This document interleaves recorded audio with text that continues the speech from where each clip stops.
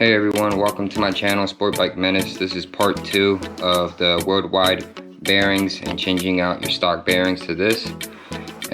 These are the tools that I used, was from Amazon. They're about $26 to $30 a piece. So this is a set that has a set, and here is the hammer for it. So I'm gonna tell you guys now, it is a very difficult job. It's not an easy job. I mean, I've been at this for about 4 hours.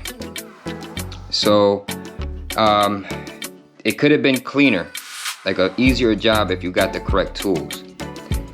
So an example is, you got to be careful with this tool. So there's a lip at the end of the tool, right over here. There's a lip.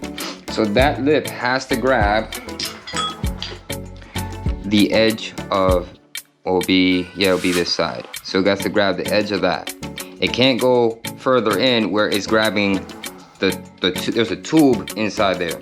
If it grabs that tube, it's going to scratch up the tube inside. So that's an issue that I had. So I had to figure out. So this is the rear tire. The front one's already done, and I did a video for that. So if you want to watch that, that was easier, way easier than this. The worst of them all was this one, the sprocket. It took me a good an hour and a half to get it done.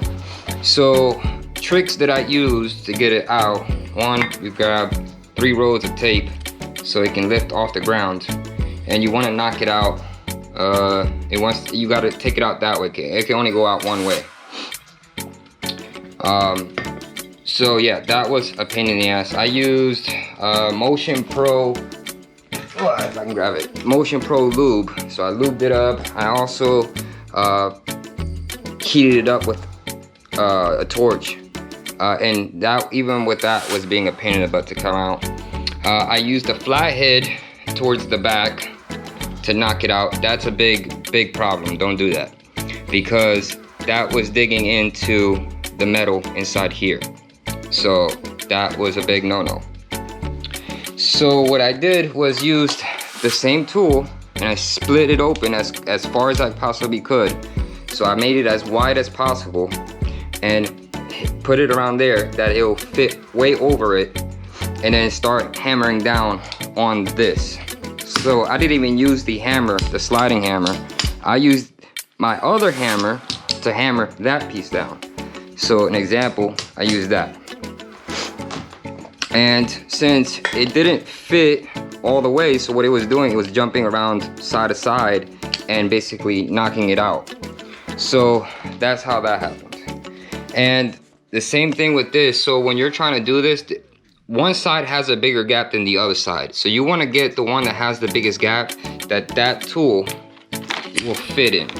So as soon as you take one side out, the other side is easier, because all you gotta do is just hammer it down. With whatever tool you got, you can just hammer it down and it'll come out. The hardest one is taking the first one out. Like I said, I scratched up the tube inside. Now I don't know if that's a bad thing, but I'm letting you guys know now. I'm not a professional. I'm letting you guys know, though, that if you do this, how difficult it is. I'm not saying that, and I paid $400 for the wheel bearings. Are they going to benefit me? I don't know, because I haven't taken it to race. And I'm not putting the seals back on, because, an example, this has no seal on this side. So Suzuki has seals over top.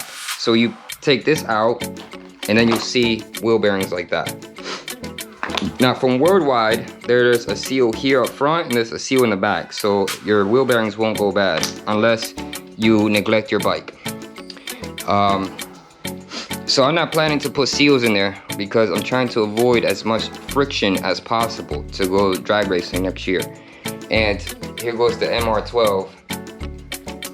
But yeah guys, hit like on this video, subscribe. I have multiple videos coming up talking about the MR12. I bought a GoPro drone. A lot of the quick throttle.